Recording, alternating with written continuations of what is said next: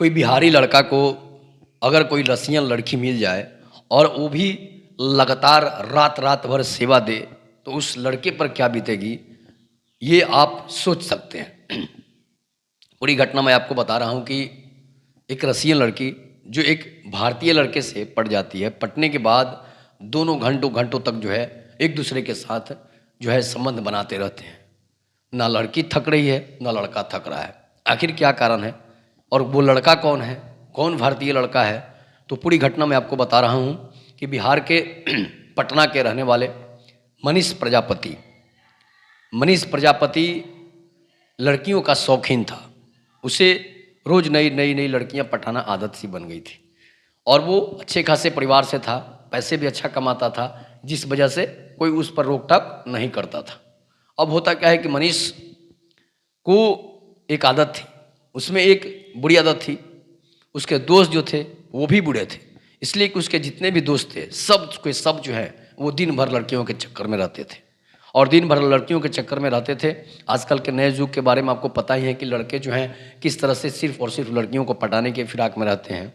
उसके बाद सबकी गर्लफ्रेंड थी, उसके सभी दोस्तों की एक एक गर्लफ्रेंड थी, उसके बावजूद भी उसे पेट नहीं भरता था और वो रेड लाइट एरिया में हमेशा जाते रहता था। मतलब इंडिया का एक भी कोना नहीं होगा, इंडिया में एक भी रेड लाइट एरिया ऐसा नहीं होगा जहाँ पर मनीष प्रजापति अपने दोस्तों के साथ नहीं गया हो और अपनी भूख को नहीं मिटाया हो। इसके बाद चाहे वो पटना की रेड लाइट एरिया हो, चाहे वो बनारस की रेड लाइट एरिया हो, चाहे वो जीबी रोड की रेड लाइट एरिया हो, या फिर कोलकाता के चाहे रेड लाइट एरिया हो, तो इस तरह से वो मुंबई की रेड लाइट एरिया हो, हैदराबाद की रेड लाइट एरिया हो, तमिलनाडु की रेड लाइट एरिया हो, कर्नाटका की रेड लाइट एरिया हो, सभी रेड लाइट एरियाओं में नेपाल तक वो चला जाता था। पैसे थे, अच्छे खासे पैसे कमा रहा था और एक फ़ोन आप कर दीजिए कि मनीष आज यहाँ पर एक लड़की मिली है और हम लोग इसका भोग करेंगे, तो वो तुरंत पैसे अपने पैसे खर्चे करके वहाँ जाता था। लड़की कोई और जुटाए, उसके दोस्त थे, और पैसे ये देता था कि कोई अच्छा सा लड़की जुटाओ, कोई अच्छा सा माल जुटाओ। इस तरह से वो अपने दोस्तों से कहते रहता था और उसके दोस्त जो ऐसे थे ना, वो मिल बांट कर खाने वाले थे। सभी एक दूसरे से शेयर करते थे। कोई एक लड़की लाया, सभी लोग उसके साथ जो है रातें बिता रंगीन करते थे। इस बीच क्या होता है कि मनीष को उसके दोस्त एक सुझाव देते हैं, पैसे तो तुम्हारे पास बहुत बहुत हैं, चलो हम लोग रसिया चलते हैं, रसियन लाएंगे। तो मनीष बोलता है कि रसियन कैसी होती है? उसके दोस्त उसके फोटोज दिखाते हैं और देखकर उसके मुंह से पानी टपकने लगता है कि ऐसी होती है रसियन। कहा जाता है कि रसियन जो होती है ना, उसकी बॉडी, उसके पार्ट्स जो हैं वो अलग तरह किस्म के होते हैं, मतलब लगता है कि जन्नत से आई हुई बढ़िया हैं। बोलता है प्लान बनाओ, चलो हम लोग रसिया चलते हैं और वहीं से लाएंगे रसियन। इसके बाद वो प्लान बनाता है, फ्लाइट की टिकट बुक होती है 4 लोगों की और चारों लोग रसिया पहुंचते हैं। पहले वो इंडिया में खोजते हैं लेकिन इंडिया में नहीं मिल पाती है। जो भी रसियन लड़कियां थी वो इंडिया में इंगेज थी, मतलब अपने अपने बॉयफ्रेंड के साथ थी, चाहे भारतीय लड़के के साथ थी, तो इंडिया में तो मिलेगा नहीं।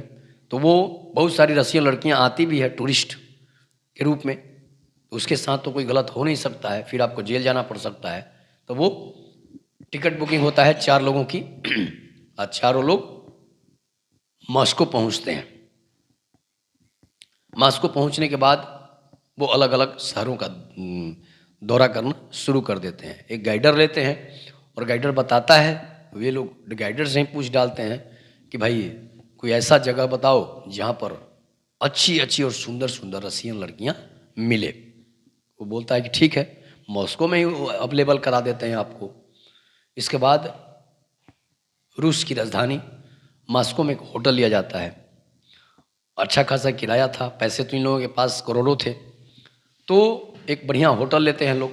होटल लेने के बाद वो वहीं ठहर जाते हैं। इसके बाद अब रसियन लड़कियों का आना जाना शुरू हो जाता है। पहले दिन 19 साल की लड़की आती है, उसको देखकर इन लोगों के मुंह में जो है ना वो पानी टपकने लगता है, कहा जाता है, तो पानी गिरने लगती है इनके मुंह से और बोलते हैं इतनी सुंदर रसियन लड़कियां होती है, इतनी कम उम्र की होती है, और ये इतने कम उम्र की लड़कियां जो है इस धंधे में है। तो वो हाय हेलो बोलती है, इंट्रोडक्शन कराती है, और इसके बाद सबसे पहले मनीष बोलता है कि मैं इसके साथ जो है रातें बिताऊंगा। उसके दोस्त कहते हैं कि नहीं, मैं बिताऊंगा, मैं बिताऊंगा। लेकिन दोनों जो है, चारों लोग तैयार होते हैं, लेकिन पहले मनीष राजी होता है, और पैसे तो मनीष के लग रहे थे। अभी इस बीच होता क्या है कि चारों लोग जो है, 3 लोग को कमरे से दूसरे कमरे में शिफ्ट कर दिया जाता है, और मनीष प्रजापति जो था वो उस रसियन लड़की को अपने आगोश में बिठाता है।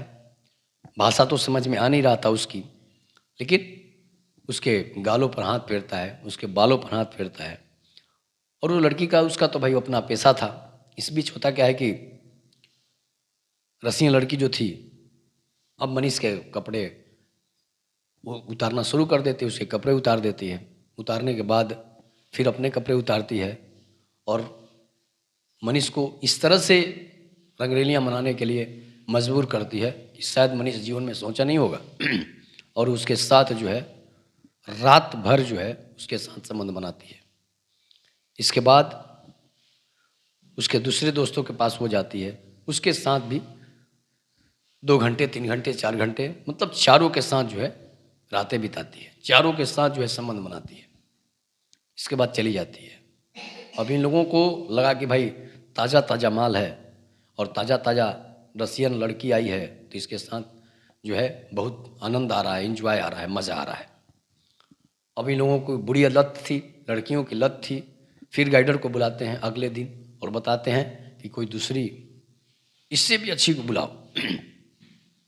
गाइडर समझ जाता है ये लोग भूखे हैं, भूखे भेड़िए की तरह, और इंडिया से आए हैं, इंडिया का नाम बदनाम करने के लिए आए हैं। तो बहुत सारे हजारों लोग जो है रसिया जाते हैं, दूसरे विदेश से भी लोग जाते हैं। कहीं भी हरियाली हो तो वहाँ तो भाई भैंस चरने जाएगी ही, भैंसा चरने जाएगा ही। तो अब होता क्या है कि अगले दिन फिर से वो एक लड़की की को उपलब्ध कराता है। अगले दिन भी लड़की आती है, परिचय करती है, और फिर से मनीष जो है पहले कहता है कि मैं करूँगा पहले इसके साथ, मैं इसके साथ रातें रंगीन करूँगा। इसके बाद जो है वो फिर वही बात वो करता है, पहले अपना काम करता है, फिर इसके बाद उसके दोस्तों को आमंत्रित किया जाता है। उसके बाद होता है कि लगातार ये सिलसिला अब चल रहा है। मनीष पहली भोग करता है, इसके बाद लोगों को मौका मिलता है। इस बात से उसके दोस्त अब नाराज रहने लगते हैं। एक दिन गाइडर से उसके दोस्त बताते हैं कि पहले आज हमको बताओ और पहले मेरे पास लाना। ये उनका 10वां दिन हो चुका था, मतलब 10 दिन से वो 10 से अधिक लड़कियों के साथ जो है रंगीन रातें कर चुके थे। इसके बाद होता क्या है कि गाइडर जो है एक अलग लड़की को बुला देता है, और वो तीनों लोग उसके साथ संबंध बना लेते हैं। मनीष को इस बात का पता चलता है, तो चारों में झगड़ा हो जाती है, वहीं पर मारपीट हो जाती है, और मनीष बोलता है कि अब मैं यहाँ से जा रहा हूँ, तुम लोग अपना आने की व्यवस्था प्लान करना। और मनीष वहाँ से निकल लेता है। निकलने के बाद वो फ्लाइट पकड़ता है और दिल्ली पहुँचता है। दिल्ली पहुँचने के बाद अब वो लोग तो फंस चुके हैं, फिर किसी तरह से अपने घर से पैसे मंगा कर जो है वहाँ से वो आते हैं। इसके बाद मनीष और इन लोगों दोनों में, चारों लोगों में झगड़ा शुरू हो जाता है। इसके बाद अब मनीष की हत्या का प्लान बनता है, और तीनों लोग जो है मनीष की हत्या का प्लान बनाते हैं। हत्या का प्लान बनाने के बाद ऐसा होता है कि मनीष पटना पहुंचता है। पटना पहुंचने के बाद उसके तीनों दोस्त भी पटना पहुंचते हैं, और पटना पहुंचने के बाद मनीष एक दिन अपनी पत्नी को लेकर जो है घूमने जा रहा था, मार्केट में था। मनीष पर ताबड़तोड़ गोलियां चलती हैं। मनीष को गोली जो है पेट, जांग और बाह में लगती है। आनन फानन मुझसे हॉस्पिटल पहुंचाया जाता है। पत्नी का रो रो कर बुरा हाल है, बच्चों का रो रो कर बुरा हाल है। अब होता क्या है, मनीष जिंदगी और मौत के बीच जूझ रहा है। उसके बाद अब पता किया जाता है कि आखिर कौन इसे मारा है। अच्छे खासे घर से था, पता होता है, पुलिस पता करती है, तो पता ही नहीं चल पाता है आखिर इसे मारा किसने। व्हाट्सअप जांच होता है, इसका मोबाइल लोकेशन ट्रेस किया जाता है, आखिर ये किस किस से बातें कर रहा था।